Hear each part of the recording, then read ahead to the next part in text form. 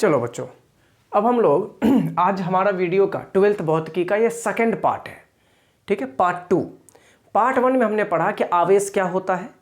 Part 1 में हमने पढ़ा कि आवेश कितने प्रकार के होते हैं, धनावेश और ऋणावेश होते हैं, है ना।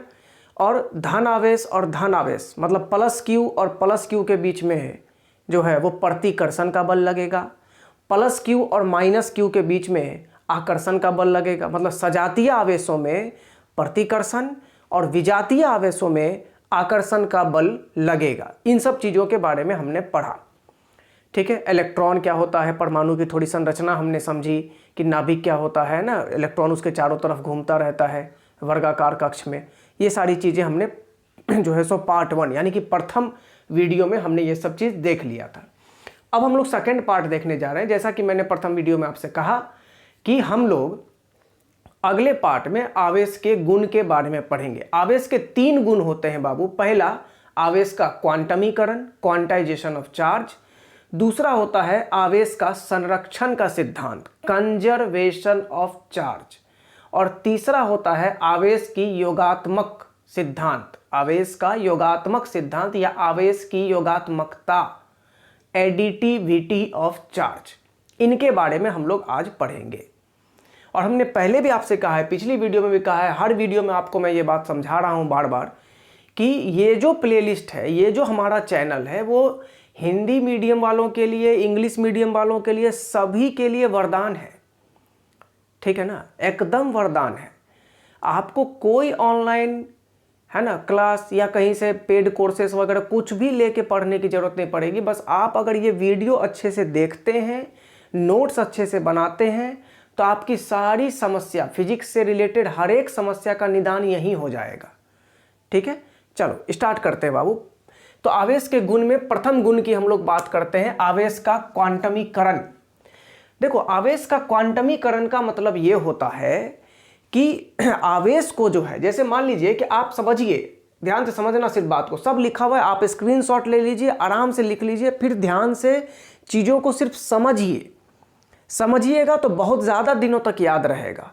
और ये जो आवेश का क्वांटमीकरण है, ये बिहार बोर्ड में, किसी भी स्टेट बोर्ड में, Bihar board, UP board, Rajasthan board, कैसा भी स्टेट बोर्ड हो, सभी स्टेट बोर्ड एग्जामिनेशंस में कम से कम भी नहीं तो हमको लगता है कि 15-20 बार पूछ चुका होगा पहले ही, ज़्यादा ही बार, कम बोल रहा हूँ मैं तो।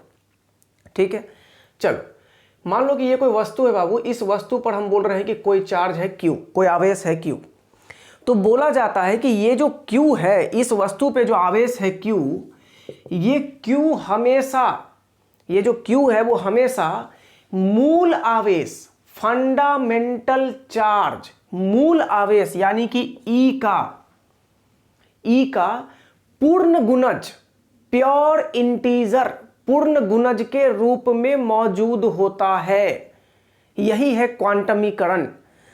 इस वस्तु पर कोई आवेश है Q, तो ये Q आवेश मूल आवेश के पूर्ण गुणज के रूप में यानी कि n, स्मॉल n, पूर्ण गुणज के रूप में मौजूद होता है, भिन्नात्मक रूप में मौजूद नहीं होता है। इस बात से क्या मतलब, कहने का मतलब ये हुआ, ये जो E होता है, इस E को बोलते हैं मूल आवेश।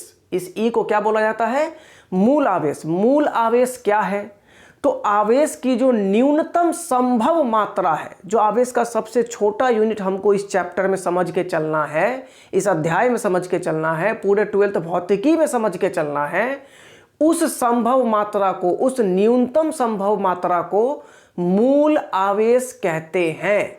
और मूल आवेश को E से सूचित करना है, और इस E की जो वैल्यू होगी, जो परिमाण होगा, इसका जो मान होगा, वो इलेक्ट्रॉन के आवेश के मान के बराबर होगा, बस विपरीत प्रकृति का होगा। विपरीत प्रकृति, इलेक्ट्रॉन ऋण आवेशित है तो यहां खाली प्लस होगा, लेकिन जो मान है, जो वैल्यू है, वो वही रहेगा।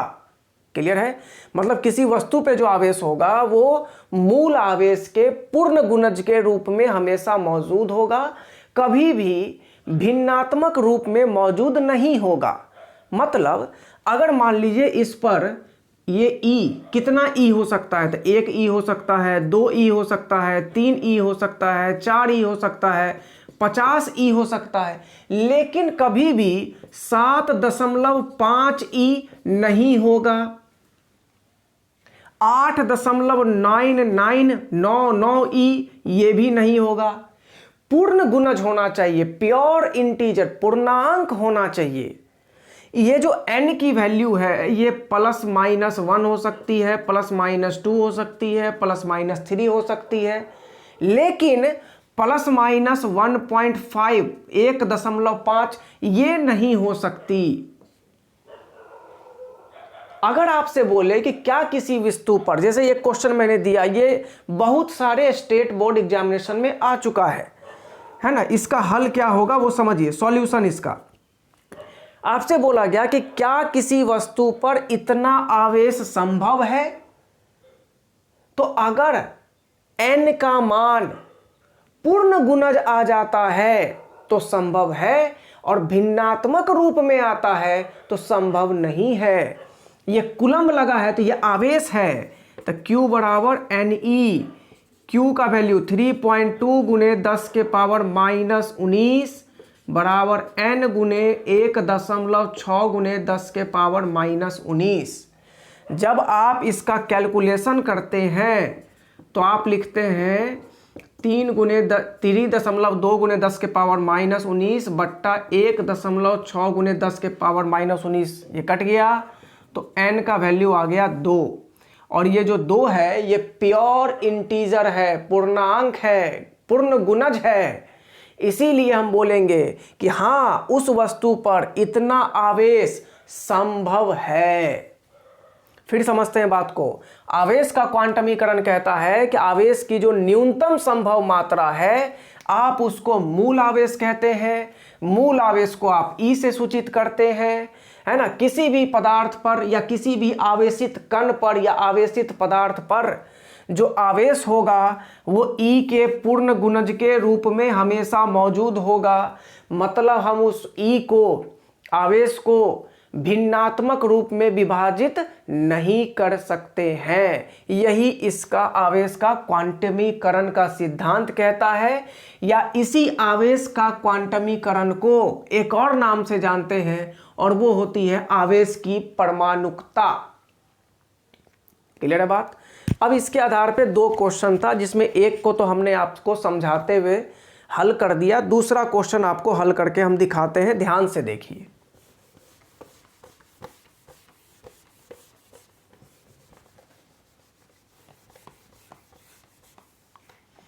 इसमें बोल रहा है कि क्या एक आवेश में मूल आवेश की, एक आवेश में, एक कूलम्ब आवेश में मूल आवेश की संख्या बताएं। एक कूलम्ब आवेश में मूल आवेश की संख्या बतानी है। एक कूलम्ब आवेश अगर किसी वस्तु पर है तो उसमें मूल आवेश यानी कि ई का कितना होगा, या कभी कभी आपको इस मूल आवेश के जगह पर इलेक्ट्रॉन लिखा हुआ भी दिखेगा। आपको बोलेगा कि एक कूलम्ब आवेश में कितना इलेक्ट्रॉन है। जैसे मान लीजिए आपको बोले कि कितना पीस केला मिलकर के 1 दर्जन केला होगा, तो 12 पीस केला मिलकर के 1 दर्जन केला कहलाएगा। 12 पीस अंडा मिलकर के 1 दर्जन अंडा कहलाएगा।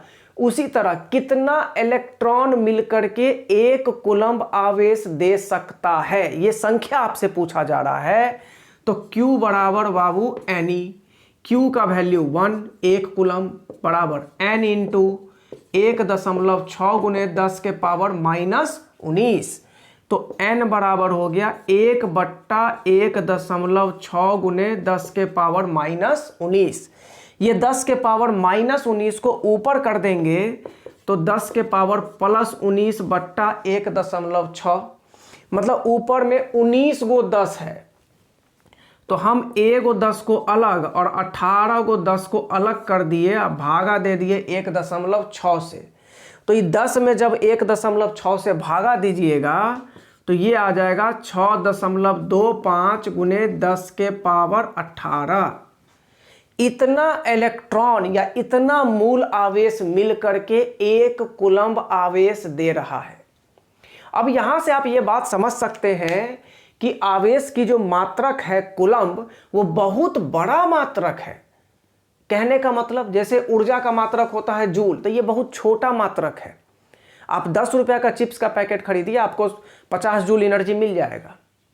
लेकिन एक कूलम्ब आवेश ये बहुत बड़ा मात्रक है। सोचिए, एक कूलम्ब, मात्र एक कूलम्ब आवेश बनाने के लिए इतनी बड़ी संख्या में हमको इलेक्ट्रॉन चाहिए, इतनी बड़ी संख्या में।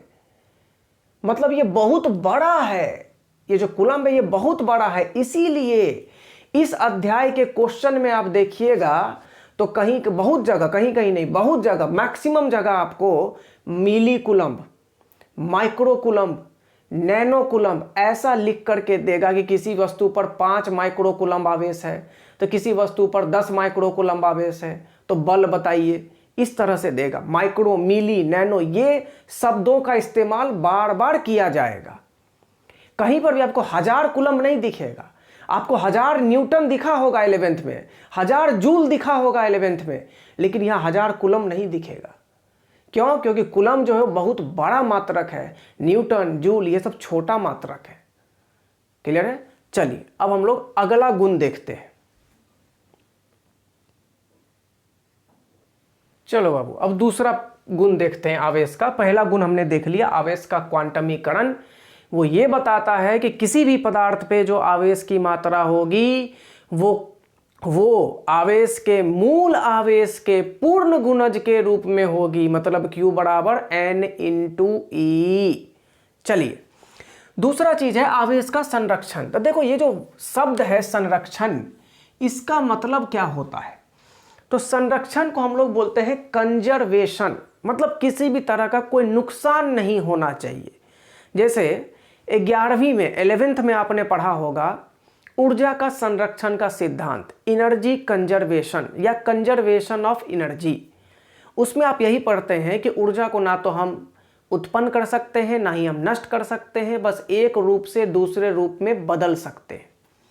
जैसे आप समझिए, आपने अभी जो आप मेरा लेक्चर देख रहे हैं अपने मोबाइल फ़ोन पर या लैपटॉप पे या टैब पे, तो आप उसको पहले क्या करते हैं? आप उसको चार्ज करते हैं, है ना? उसको आप क्या करते हैं? चार्ज करते हैं। चार्ज करते हैं कैसे? तो विद्युत ऊर्जा सप्लाई करते हैं आप फ़ोन में, और फिर फ़ोन का बैटरी चार्ज होता है, तो बैटरी के अंदर तो रासायनिक ऊर्जा काम करती है ना? तो विद्युत ऊर्जा से आप रासायनिक ऊर्जा में कन्वर्ट करते हैं, फिर वो रासायनिक ऊर्जा फिर से आपके फ़ोन के सभी सिस्टम में विद्युत ऊर्जा का सप्लाई करती है, तब जाके आप ये सारी चीज़ों को देख पाते हैं, है ना? तो चलो, संरक्षण का मतलब यही होता है बाबू कि कोई लॉस नहीं होना चाहिए, कंजर्वेशन, कंजर्व करके रखना है, नुकसान ना हो। क्लियर है बात? तो आवेश का संरक्षण का सिद्धांत ये कहता है कि ना तो हम आवेश को उत्पन्न कर सकते हैं और ना ही हम आवेश को नष्ट कर सकते हैं, बस एक रूप से एक वस्तु से दूसरे वस्तु में स्थानांतरित कर सकते हैं, ट्रांसफर कर सकते हैं। क्लियर है बात? अब ये कैसे पता चले कि आवेश का संरक्षण हो रहा है, इसको कुछ एग्जाम्पल से बताइए। तो जैसे नाभिकीय अभिक्रिया, जितनी भी नाभिकीय अभिक्रियाएं होती हैं, चाहे नाभिकीय विखंडन हो, नाभिकीय संलयन हो, जो भी हो, सब में आवेश के संरक्षण के सिद्धांत का पालन अच्छे से किया जाता है। जैसे इस अभिक्रिया को आप देखिए, इसको बोलते हैं नाभिकीय विखंडन। ये जो यूरेनियम है जिसका कि अब जिसकी परमाणु संख्या है 92 और ये न्यूट्रॉन है जिसकी परमाणु संख्या है 0, यानी कि न्यूट्रॉन तो उदासीन होता है, तो कुल आवेश इस पर कितना हम बोल सकते हैं? तो 92 + 0। अगर परमाणु संख्या को खाली बैलेंस करना हम सोचे तो 92 + 0, मतलब इधर कितना आवेश हुआ परमाणु संख्या के आधार पर, तो बोलेंगे 92। जब इस यूरेनियम पर एक न्यूट्रॉन से आक्रमण किया गया, अटैक कराया गया, तो ये यूरेनियम टूट करके, ये बड़ा न्यूक्लियस, बड़ा नाभिक टूट करके 2 छोटे छोटे नाभिकों में बदल गया। वो कौन? तो एक नाभिक बना बेरियम, बेरियम में परमाणु संख्या 56, और दूसरा नाभिक बना आपको क्रिप्टॉन जिसकी परमाणु संख्या आपको 36। और 3 न्यूट्रॉन, ये एक न्यूट्रॉन से अटैक हुआ था लेकिन पैदा हुआ 3 न्यूट्रॉन, तो यहाँ तो उदासीन है, तो 3 × 0, यहाँ कोई आवेश नहीं, 0, और ये 56 + 36, ये मिल करके फिर से दे दिया 92। तो जितना आवेश उधर था उतना आवेश इधर भी है, तो हम बोलेंगे कि इस नाभिकीय अभिक्रिया में आवेश का संरक्षण अच्छे तरीके से हुआ है। समझ में आई बात? आवेश का संरक्षण मतलब ना तो आवेश का निर्माण होगा ना ही नष्ट होगा, बस एक वस्तु से दूसरे वस्तु में स्थानांतरण ही संभव है। क्लियर है बात? चलिए कोई रासायनिक अभिक्रिया पे बताइए एग्जाम्पल, तो उस पर भी देख लो। सोडियम क्लोराइड साधारण नमक NaCl, जब आप इसको तोड़ते हैं तो आप पाते हैं Na+ अलग हो गया, Cl- अलग हो गया। ये जो पूरा NaCl है इसके ऊपर कोई आवेश नहीं है, इसके ऊपर 0 था, कुछ नहीं दिखाया गया तो 0 था। यहां पर +1 यहां -1, तो ये +1 और -1 मिलके फिर 0 हो गया। तो हम बोल सकते हैं कि यहां भी आवेश का संरक्षण हुआ है। तीसरा होता है युग्म उत्पादन, इसी को बोलते हैं पेयर प्रोडक्शन।